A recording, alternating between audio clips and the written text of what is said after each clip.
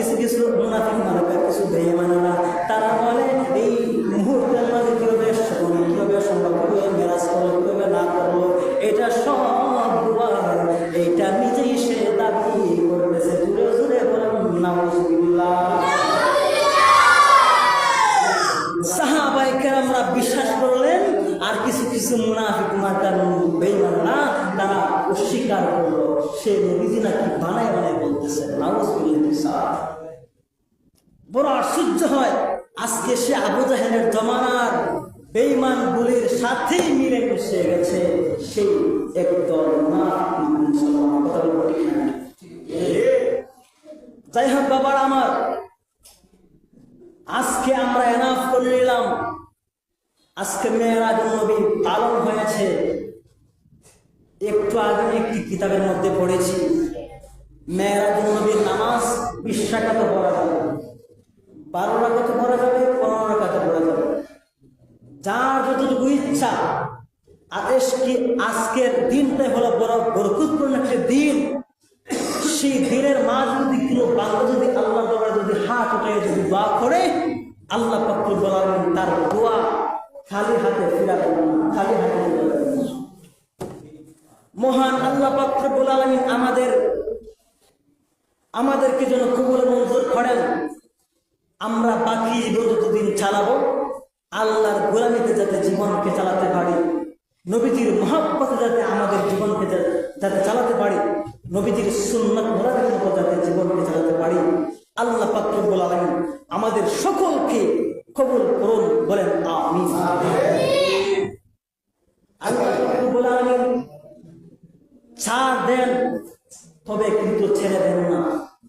ইদানিং কালে যারা যারা মাজারের মধ্যে হামলা করার জন্য পাগল করা হয়েছিল, আজকে তাকায় দেখা যায় তাদের বগলতুরির মধ্যে এমন একটা রোগ হয়েছে, যে রোগটা দেশ নয় সারা বিশ্ব সফর করে দেখেছে।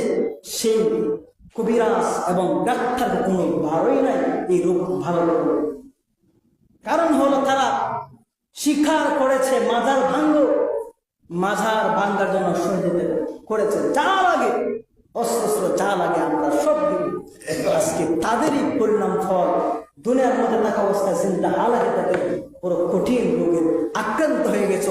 এমন রোগের মধ্যে আক্রান্ত হয়েছে যে রোগের ঔষধ এই বাংলা সারা বিশ্বের মধ্যে এমন কবিরাজ এবং ডাক্তার হয়ে গেছে। হ্যাঁ, কার সাথে বেঈমানি করো, কার সাথে মুনাফিকি করো। বাতিল মুনাফিকরা শুনে রাখো, আশিক রাসূল যদি একই ময়দানে একই মাঠে যদি নামে যায়, তাহলে 1 ইঞ্চি পা রাখার জায়গা কোনো পাবে না। সুতরাং বাহাদুরি ক্ষমায় করো। আহলে সুন্নাত জামাতের মাধ্যমে বাংলাদেশ টিকে আছে। 360 জমিন থাকার কারণে এই বাংলাদেশ টিকে আছে। আর না হয়তো তোমাদের যে কুকর্ম আর কাজগুলো হচ্ছে, এই সমস্ত কাজের মাধ্যমে আজকে হাজারো দেশ একবারে দোষে যেত। আজকে আহলে সুন্নাত জামাতের কারণেই এই সমস্ত দেশগুলো টিকে আছে। আর না হয় তোমরা জায়গায় জায়গায় মহিলা মাদ্রাসা দিয়া, জায়গায় জায়গায় প্রতিষ্ঠান দিয়া যে অপকর্ম করো, এই সমস্ত অপকর্ম বাংলাদেশের মধ্যে ভাইরাল হয়েছে। আজকে তোমাদের চরিত্র কেমন এটা প্রকাশ হয়ে যাচ্ছে। এই জন্য সাবধান। নবীজির বিরুদ্ধে কথা বলার আগে, নবীজির সামনের বিরুদ্ধে কথা বলার আগে একটু চিন্তা ভেবে সাবধান হয়ে যাও। এখনো সময় আছে, তওবা করে আমাদের দলের মধ্যে চলে আসো। যতই বাহাদুরি করো না কেন, পালাবা একদিন কোনো জায়গা পাবে না।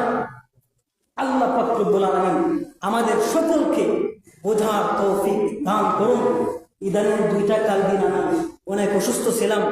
আল্লাহ পাক রব্বুল আলামিন, আল্লাহ পাকের দয়া আমাকে সুস্থ এবং সবল করেছেন এবং প্রায় অনেক সুস্থ করেছিলেন। এই 2টা দিন আগে আমি মুখ